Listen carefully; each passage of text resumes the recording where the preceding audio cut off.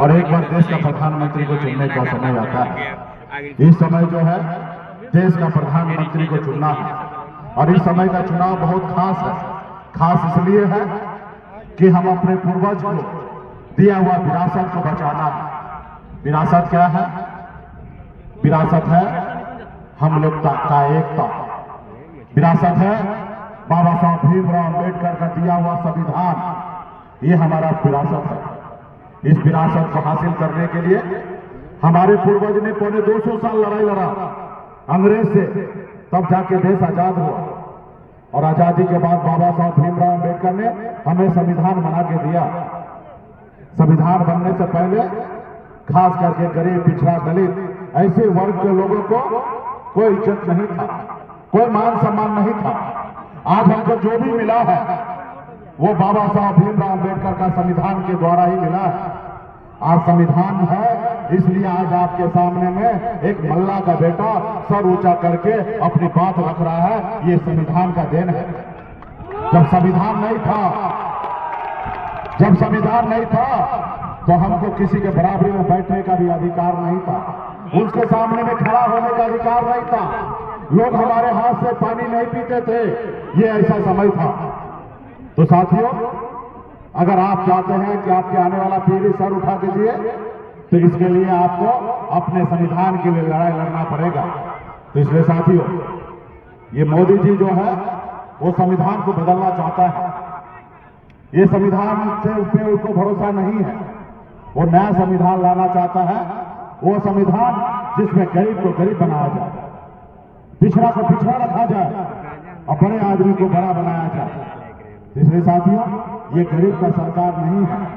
आप सबको मालूम होगा भाजपा के पीछे कौन लोग हैं। 2014 में आए भाजपा और आपसे वादा किए कि हम आपके अच्छे दिन लाएंगे। हर एक युवा से वादा किए कि हम आपको 2 करोड़ हर साल में नौकरी देंगे। हर किसान से वादा किए कि हम आपका आय दुगुना करेंगे। हर गरीब से वादा किए कि पक्का मकान बना देंगे। आज मोदी जी से पूछना चाहता हूं, कहां गया आपका वादा?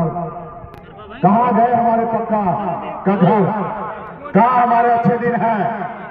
कहां विदेश में काला धन 15-15 लाख रुपया लाकर हमको देने वाले थे, वो पैसा कहां गया? कहां हमारे युवा को नौकरी देने वाले हर साल 2 करोड़ था, वो नौकरी कहां चला गया? उसका जवाब नहीं देंगे। लेकिन मुकेश सहनी मछली खाते हैं, उसके बारे में बोलेंगे कि मोदी जी कि मछली खा रहे हैं, मछली खा रहे हैं हम तेजस्वी जी, और कांटा मोदी जी को कर रहे हैं। तो ये हम क्या खाएंगे इसके बारे में बात करेंगे।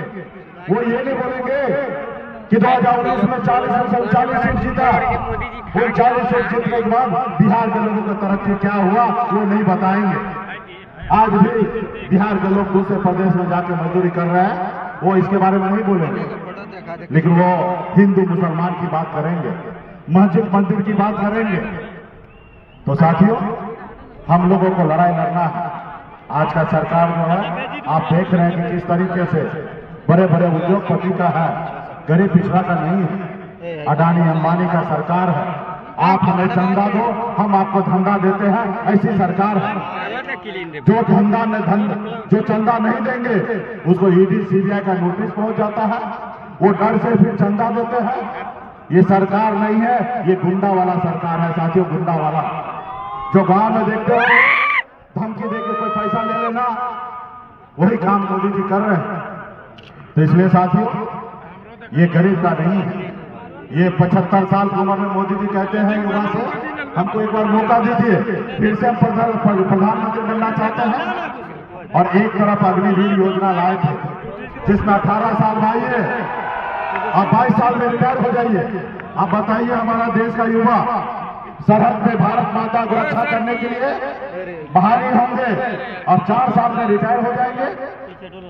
5 साल में नहीं, 4 साल में रिटायर हो जाएंगे और खुद 75 साल के बाद मौका मांग रहे जनता से।